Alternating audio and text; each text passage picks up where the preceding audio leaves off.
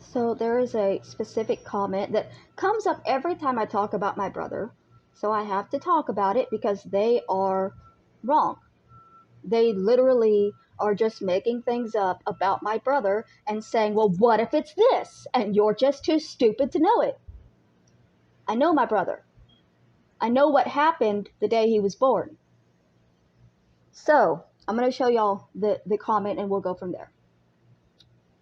He had cerebral palsy because your parents were alcoholics. Look it up. And I'm trying to figure out where I can look up the documented history of my little brother to where it shows for a fact that his cerebral palsy was caused by alcoholism by my mom and not by abuse by my father.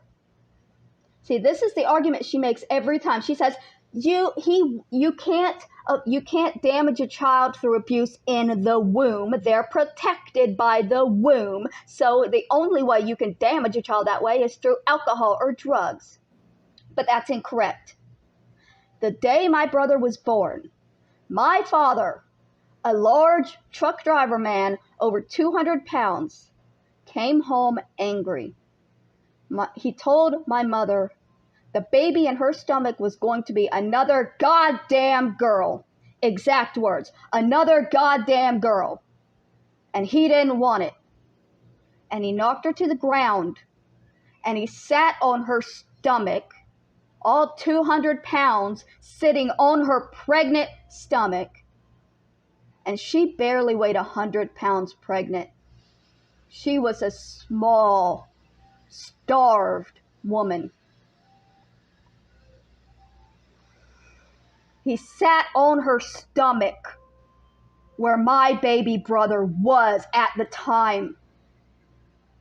He sat on her stomach and he wrapped his hands around her throat, cutting off her air, cutting off my brother's air. And he banged her head repeatedly into the floorboards until she passed out. And the neighbors pulled him off of her. That is what happened the day my brother was born. And this woman wants to keep arguing that that could not have possibly caused his disease, his disorder, his cerebral palsy that he then lived with for the rest of his life. She insists that it must be fetal alcohol syndrome because I look like I have fetal alcohol syndrome. And so that must be what it is. We've all got that. Right? She says, you're not tired of it? Not yet. You're still reading it, responding it, and staying on YouTube. It was a tasteless, juvenile, and stupid joke, but a joke it was. The joke she's referring to is the fundraisers multiple YouTubers held raising money to urinate on my handicapped brother's grave. And it would have stayed a joke if my abusive family had not decided to visit the grave just after my mother died. Let's go ahead and put that piece of information in, because she couldn't just go on her own volition to harass and desecrate her nephew's resting place. She decided to wait until the child's mother died so that she could do it next to her. She made videos bragging about how she was going to Florida to fulfill that fundraiser, to put the apple juice on Bubba's grave, just to hurt me. The whole reason she went was so that her friends who held the fundraisers weren't seen as scammers for holding fundraisers and taking in money for something they never intended to do. So to make sure they weren't all scammers, somebody had to actually fulfill the fundraiser. And my abusive family took on the role just like they always do. And my aunt visited his grave with a bottle of apple juice and made a video showing that she did that. That was the joke that I need to just get over. It did not bother your brother at all. How do you know it doesn't bother him? How do you know what bothers him? He's been dead since 2009. Who are you to say what he still feels, what he still has. Are you now going to tell me that you know for a fact there's a God and there's a heaven and that's where he is? Because I can tell you that when he was alive, preachers told me he was going to go to hell because he was born from sin. He was here to show the world the sin that my parents had created. I had a pastor tell me that my brother was put in our family so that everybody could see how evil my parents were, and that meant that my brother could never go to heaven. So are you now going to tell me that you know for a fact there's a God and he's in heaven and he's happy and fine and none of this bothers him? You know for a fact he's not a ghost watching all of this? You know for a fact he's not a bird watching all of this? You know for a motherfucking fact, you know for a fact what happened to my brother's soul after he died, so you can tell me what bothers him and what doesn't after he died. That's what you're saying. You're full of shit. He's safe, out of pain, and getting peace. He'd be very bothered to know his aunt and sisters are behaving the way they do now. He would be bothered to see how the way his aunt has been behaving, to see the way his sisters have been behaving. His sisters who have been defending our predatory, abusive father. His sisters who have been lying to continue defending abusive parents, who they admitted were abusive when they were younger, but now they're dead. They won't bother to speak the truth. So, let's look at her facts. She says, I have fetal alcohol syndrome, and that's obvious. Just by looking at me, you can tell that. So let's look at the trademarks of fetal alcohol syndrome. Right? Because she says, I look just like this. A small head. I have a small head. Small eye openings. I don't know. Are my eyes small? Nobody's ever told me my eyes were small in my life. A low bridge nasal, a smooth palatum, and a thin upper lip.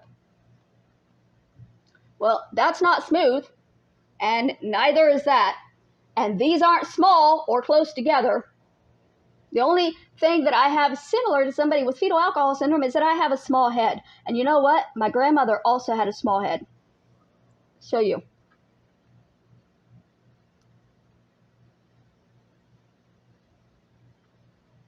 This is me and my grandmother when I was about, 14. We look exactly the same. So if I have fetal alcohol syndrome, my grandmother also had fetal alcohol syndrome. And my grandmother's mother didn't drink. So where is that coming from? This is me and my siblings when we were babies. None of us have those similarities that were shown on that page. This is me alone as a baby.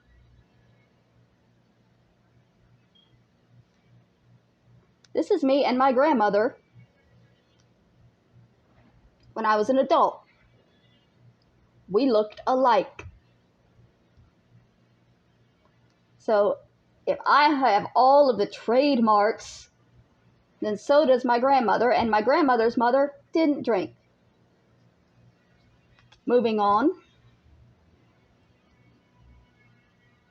Here is what fetal alcohol syndrome can look like in adults.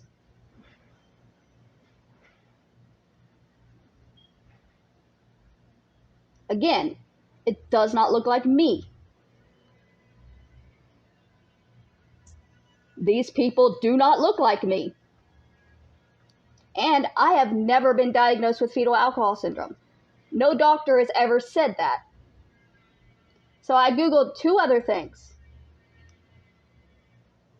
I Googled, can cerebral palsy be caused? Damn it. Sorry, my phone is glitching. I Googled, can cerebral palsy be caused by abuse in the womb? And the response is, Maternal injury as a risk factor for cerebral palsy. Injury in the pregnant mother is now on the list of potential risk factors for cerebral palsy. Suffering an injury during pregnancy does not mean a child will necessarily be born with cerebral palsy, but researchers have found that it is another factor that increases the risk. So yes, you can give a child cerebral palsy if you are a large man sitting on a pregnant woman's stomach and beating her head into the floorboards until she passes out the day before the child is born. I also Googled, can cerebral palsy be caused by alcohol?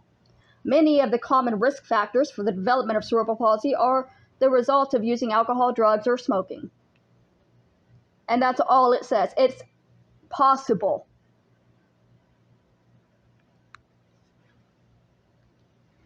I know my mom drank with me. I know my mom smoked with me. My mom gave birth to me in a car, hotboxing joints, because our father told her that if she went to the hospital, he would kill her. Keep telling me you know exactly what happened to my brother. Keep telling everybody you know exactly, and it's this and this and this, when I'm telling you what happened. My abusive father beat my mother while she was pregnant with my brother, and he was born the way he was as a result. If you have proof of anything else, if you have doctors' documents about my brother, not about somebody else, not about some random child you found, about my brother, that says that he had fetal alcohol syndrome and not cerebral palsy, then you need to show those documents or stop telling me to look it up, because I have looked it up multiple times. And I don't really need to look it up because I have always known what happened to my little brother, because my grandmother told me when I was 13 years old, so that I would know the kind of monster my father was.